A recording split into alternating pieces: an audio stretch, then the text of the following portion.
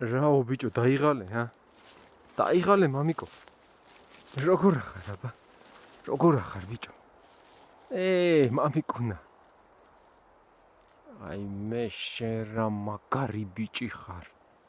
დაიღალე ბიჭო ხო? იყავი დაისვენე. დაისვენე მამიკო. ისე აი მე რა კაი ბიჭი ხარ შენ. ყოჩახ ბიჭო, ყოჩახ.